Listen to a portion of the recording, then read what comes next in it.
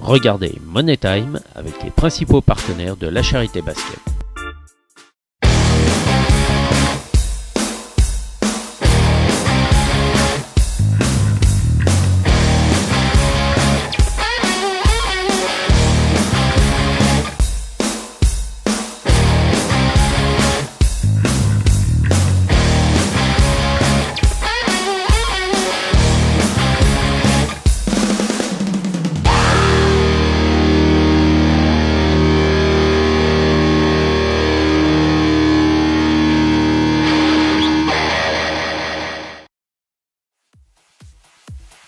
Pour cette 16e journée de la Poule D de National 2, fort de son succès à l'extérieur face au Wasp la semaine passée et désireux de conserver sa place de dauphin au classement général, la Charité Basket a accueilli les Rodaniens de Oullins pour envisager une 8e victoire consécutive. C'est dans une salle comble que les deux équipes nous ont offert ce samedi soir un très beau match de basket. En effet, dès les premières minutes de jeu, les deux équipes annoncent un gros match en perspective puisque Randy George et Miguel Montanana répondent à J. Calluz dans le secteur intérieur.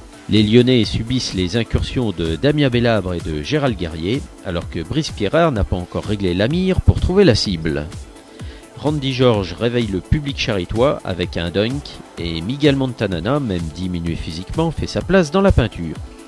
Un carton haletant qui, par le rythme imposé par les charitois, fait que les Lyonnais manquent de réussite dans les shoots à longue distance et permet aux Blancs de terminer ce premier acte avec une avance de 8 points, 27-19.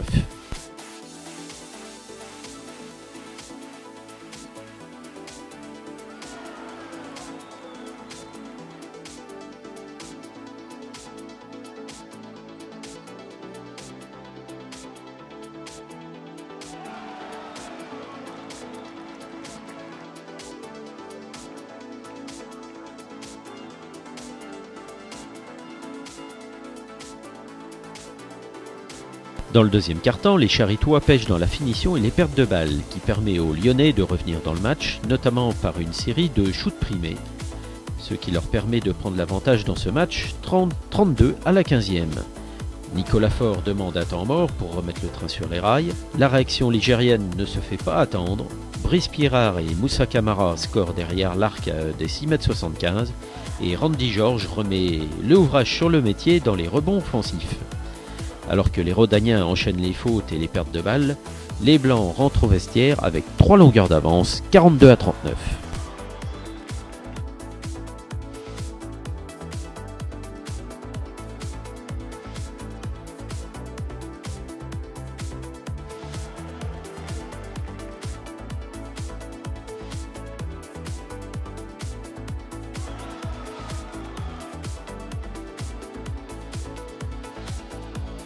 Le fait marquant de ce troisième quart-temps sera la sortie après 2 minutes de jeu du pivot espagnol charitois que l'on savait en délicatesse au niveau d'un adducteur. En effet, Miguel Montanana demande à Nicolas Faure d'être remplacé pour ne pas aggraver son cas. Les Ligériens doivent se réorganiser et pour certains se décaler de leur poste habituel. Randy George fait office de point d'ancrage dans la peinture pour créer le décalage et permettre les shoots extérieurs. De l'autre côté, les Lyonnais ne sont pas en reste également dans les shoots primés, mais les Rodaniens produisent beaucoup de fausses offensives que les Charitois transforment positivement avec un taux de réussite à la hausse au lancer franc. Les Charitois entament le dernier acte avec une petite avance, 61-54.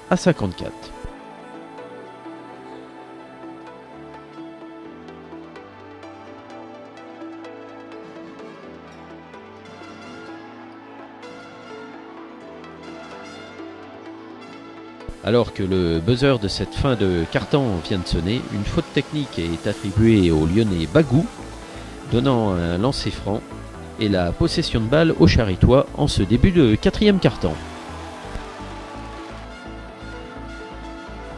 Dans le dernier acte, le chaudron de Georges Pic commence à être en ébullition, tout comme Brice Pierrard qui artille dès que l'occasion se présente. Sous l'impulsion de Gérald Guerrier et Loïc Leneuve, les extérieurs Pierrard et Camara creusent l'écart et enflamment le public de Georges Pic. 75-61 à la 35e. Les Blancs, peut-être sous l'effet de l'euphorie, perdent quelques ballons qui se traduisent pour les Lyonnais en panier primé.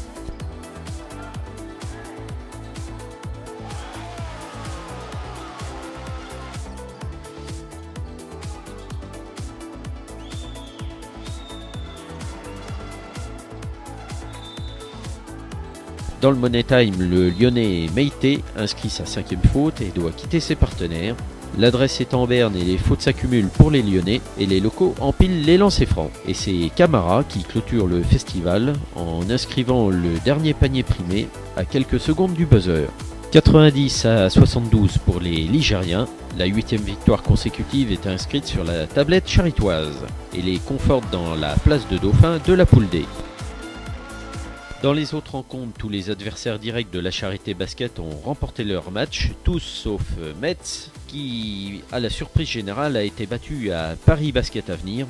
Gris s'est toujours installé en première position, en solide leader, suivi de la Charité Basket, talonné par Kaisersberg, Metz et Oulin. En fond de classement, Lille, Tourcoing et Saint-Priest, qui de par sa situation est dorénavant relégable. Prochaine échéance pour les Charitois, ce sera le samedi 27 février où ils effectueront un déplacement important chez les Isérois de Pont-de-Cherruy pour inscrire peut-être une 9e victoire consécutive et continuer d'envisager la route vers les playoffs.